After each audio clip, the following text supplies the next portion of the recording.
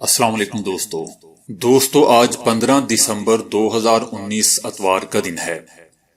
دنیا کی بڑی اور بہترین اپڈیٹس میں آج آپ سنیں گے کہ حسب معمول امریکہ کی ایران کو ایک اور نئی دھمکی۔ یمن میں خانہ جنگی سے اس سال تقریباً 4 لاکھ شہری بے گھر۔ امریکہ زندہ تو کیا اب مردہ انسانی جسموں کو بھی نہیں بخشے گا۔ دبئی ایئرپورٹ پر امریکی شہری کی ٹافیوں اور سگریٹ سے منشیات برآمد۔ فرانس اور لندن کے لوگوں کا بورس جانسن کو وزیر اعظم ماننے سے انکار۔ بھارتی بدنام زمانہ شہریت بل نے مودی سرکار کو کہیں کا نہیں چھوڑا۔ چائلڈ سٹار ڈانسر صرف 14 سال کی عمر میں ہی دنیا فانی سے کوچ کر گیا۔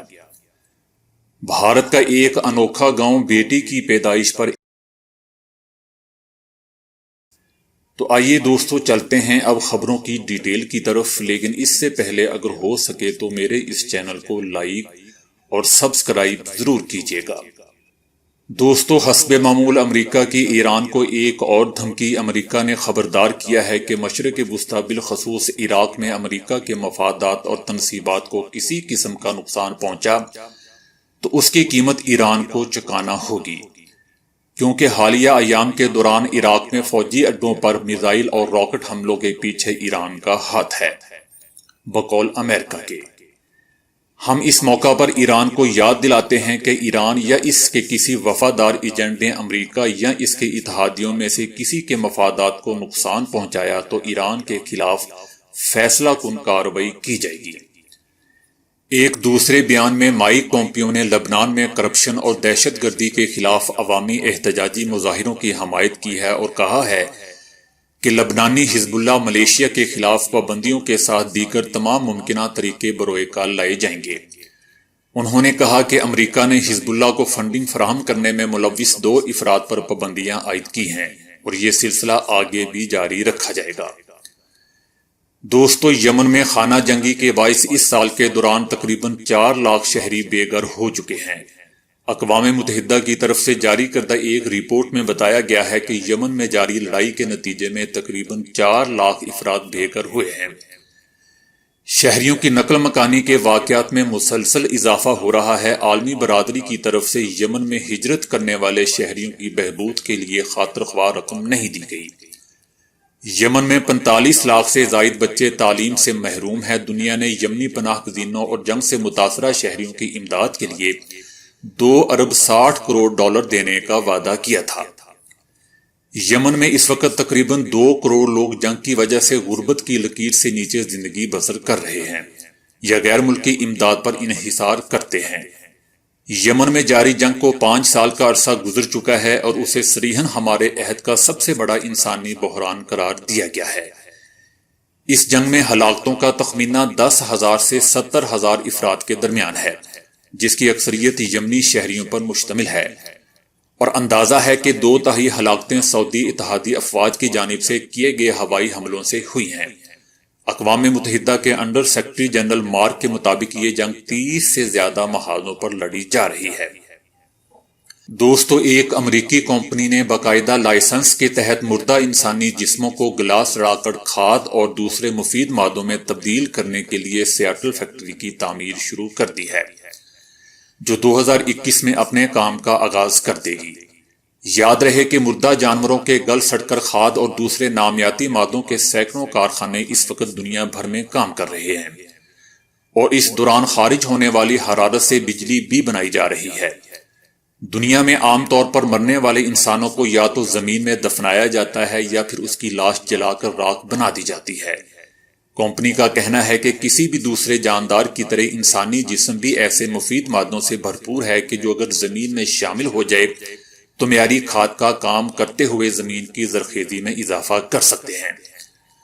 البتہ امریکہ میں قانون کی روح سے اب تک ایسا کرنے کی اجازت نہیں تھی۔ ویسے تو یہ کمپنی برسوں پہلے قائم کر دی گئی تھی، لیکن اسے امریکی ریاست واشنگٹن میں ایک حالیہ قانون منظور ہونے کے بعد ہی کام کی اجازت ملی ہے۔ کمپنی نے ڈیزائن تیار کروا لیا ہے، جسے دیکھ کر معلوم ہوتا ہے کہ یہاں انسانی لاشوں کو مخصوص نمی اور درجہ حرارت والے ایسے خانوں میں دفن کیا جائے گا جہاں پورا انسانی جسم صرف 30 دن کے اندر اندر مکمل طور پر گل سڑ کر ختم ہو جائے گا اور اس کی جگہ وہاں زرخیزی سے بھرپور مٹی باقی بچے گی، جس میں انسانی جسم کی تحلیل سے بننے والی کھاد اور دوسرے نامیاتی مادے آرگینک مٹیریلز شامل ہوں گے۔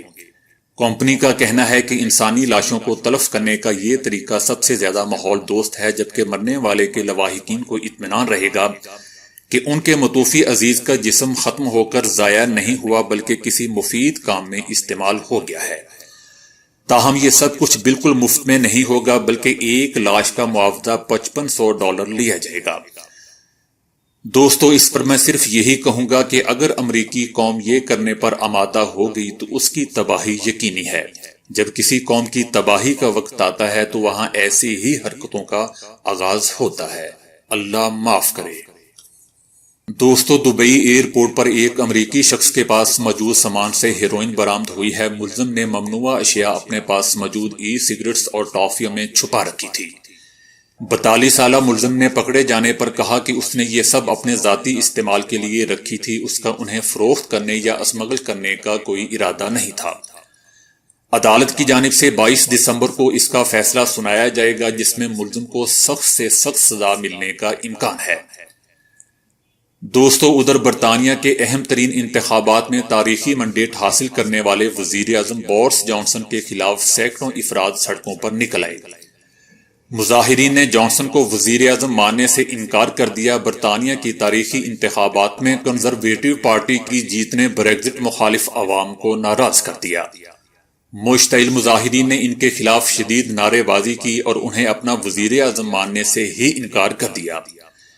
اس موقع پر موجود پولیس کی بھاری نفری کے ساتھ مظاہرین کا تصادم بھی ہوا۔ بورس جانسن نے اپنے خطاب میں کہا تھا کہ برطانیہ ہر حال میں 31 جنوری کو یورپی یونین سے نکل جائے گا۔ دوسری جانب فرانس کے دارالحکومت پیرس کے شہریوں نے بھی بورس جانسن کی کامیابی پر حیرانگی اور تشویش کا اظہار کیا ہے۔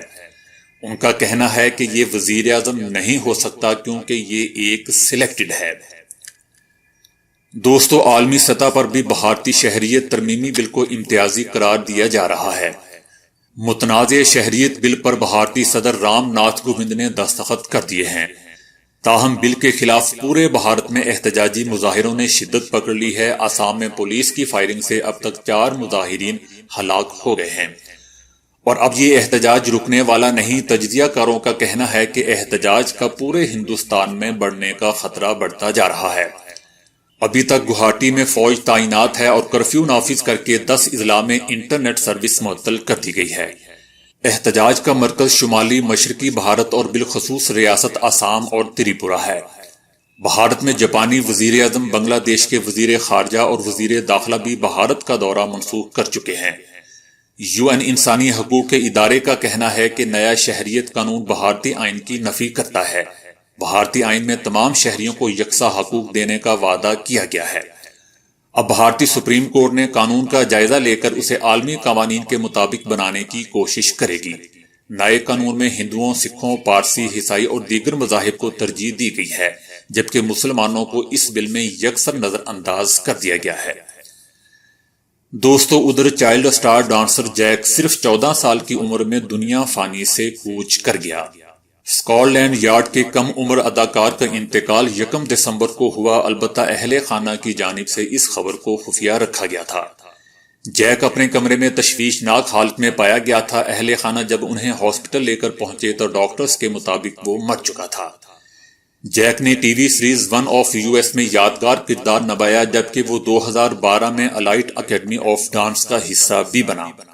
چائلڈ اسٹار کی موت کی تصدیق الائٹ اکیڈمی آف ڈانس کی جانب سے 9 دسمبر کو شیئر کی گئی تھی، البتہ اہل خانہ نے پر اسرار موت پر بالکل ہی خاموشی اختیار کر رکھی تھی۔ دوستو، بھارت میں غیر مسلم لوگوں کی اکثریت بیٹیوں پر بیٹوں کو ترجیح دیتی ہے۔ وہاں سالانہ لاکھوں لڑکیاں پیدا ہونے سے پہلے ہی زندگی سے محروم کر دی جاتی ہیں۔ اس لیے حکومت نے بچے کی جنس کا پیشگی تعین کرنے کے عمل کو غیر قانونی قرار دے کر اس پر پابندی لگا رکھی ہے، لیکن پھر بھی لڑکیوں کا قتل اسی طرح جاری ہے۔ یہی وجہ ہے کہ بھارت میں لڑکوں کی تعداد لڑکیوں کی تعداد سے بڑھ گئی ہے۔ اقوام متحدہ نے بھی بھارت کو بچیوں کے لیے خطرناک ملک قرار دے رکھا ہے۔ لیکن بھارت میں دوستو ایک گاؤں ایسا بھی ہے جہاں لڑکیوں کی پیدائش پر خوشیاں منائی جاتی ہیں۔ پیپلا نتری نامی گاؤں راجستھان کے ضلع سمند میں واقع ہے۔ جب کسی گھر میں بیٹی پیدا ہوتی ہے تو اس کے والدین اور اہل خانہ خوشی سے پھولے نہیں سماتے۔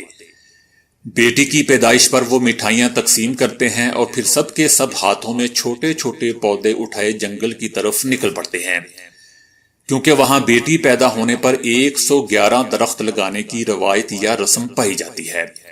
8000 گھروں پر مشتمل گاؤں میں سال میں اوسطاً تقریباً 60 لڑکیاں پیدا ہوتی ہیں۔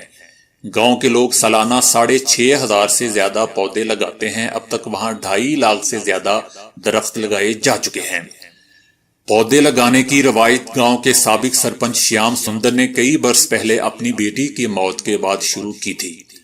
گاؤں میں چند ایک ایسے گھرانے بھی ہیں جو بیٹی کی پیدائش پر فکر مند ہو جاتے ہیں۔ ان گھرانوں کی مالی امداد کے لیے گاؤں کے سرکردہ افراد پر ایک کمیٹی موجود ہے۔ کمیٹی گاؤں کے تمام لوگوں سے 21,000 روپے اور بچی کے باپ سے 10,000 روپے لے کر اس رقم کو سرکاری اسکیم میں لگا دیتی ہے۔ 20 سال کے بعد وہ رقم کئی گنا ہو کر لڑکی کے باپ کو ملتی ہے اور وہ اپنی بیٹی کے جہیز اور دیگر اخراجات سے بے فکر ہو جاتا ہے۔ اس کے علاوہ بچی کے والدین سے ایک حلف نامے پر دستخط کروائے جاتے ہیں جس کے تحت وہ اس بات کے پابند ہوتے ہیں کہ قانونی عمر تک پہنچنے سے پہلے بچی کی شادی نہیں کریں گے، اسے باقاعدگی سے اسکول بھیجیں گے اور اس کے نام پر لگائے گئے درختوں کی دیکھ بھال بھی کریں گے۔ یہ درخت اور گوار پاٹھا کے پودے گاؤں کے باشندوں کی آمدنی کا اہم ذریعہ بھی بن گئے ہیں۔ خواتین فروخت کرنے کے لیے گھروں پر ہی ایلو ویرا کے پودوں سے مختلف مثلاً جل اچار وغیرہ تیار کرتی ہیں۔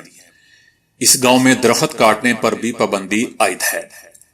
دوستو میں سوچ رہا ہوں کہ مودی حکومت کو اپنا سیٹ اپ چلانے کے لیے کچھ اس گاؤں والوں سے ہی سیکھ لینا چاہیے۔ کیا آپ بھی ایسا ہی سوچ رہے ہیں؟